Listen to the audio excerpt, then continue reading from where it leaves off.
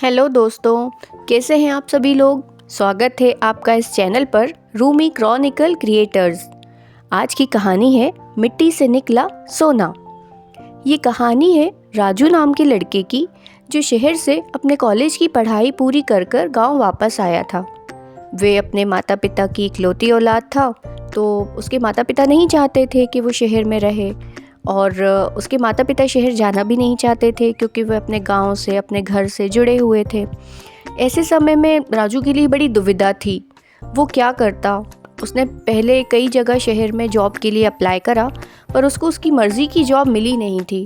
पर ये तो तय था कि गांव में तो ऐसी कंपनीज़ बड़ी बड़ी नहीं होती, तो गांव में उसे जो भी करना था खुद से ही करना था, कुछ बिजनेस, व्यापार, कुछ भी।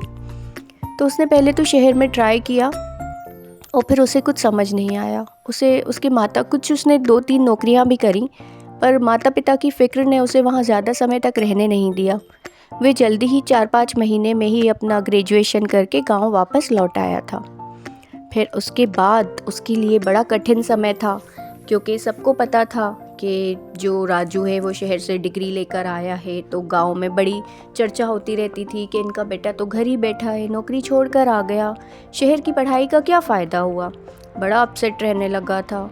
अपने दोस्तों के घर जाता था तो उसके दोस्त बड़े अच्छे थे, दोस्त उसे हमेशा हिम्मत देते थे। अच्छे दोस्त का होना बहुत ज़रूरी है दोस्तों, ऐसा मुझे लगता है। अच्छे दोस्त हमें हमेशा अच्छी ही सीख देते हैं, और बुरे दोस्त हमेशा हमारी कमियां निकालते हैं, हमें आगे बढ़ने से रोकते हैं। तो ऐसे ही उसके 4-5 बहुत अच्छे दोस्त थे। उन्होंने उसको कई मशवरे दिए कि तुम कोई शॉप खोल लो या कुछ ऐसा बिज़नेस कर लो, कुछ खाने पीने का शुरू कर लो। वे बड़ा कंफ्यूज था, किसकी बात माने किसकी नहीं। वो समय ही बड़ा कठिन चल रहा था। उसके माता पिता भी बड़े परेशान थे कि उनके बच्चे का फ्यूचर, उन्हें भी थोड़ा सा गिल्टी फील होता था कि हमारी वजह से हमारा बच्चा वापस आ गया, काम धंधा नहीं कर पा रहा है। देन फिर क्या होता है, उसको एक दिन बैठे बैठे ख्याल आता है, वो अपने दोस्त के घर जाता है जब उसकी माँ नहीं थी। उसके दोस्त की माँ कहीं गई हुई थी।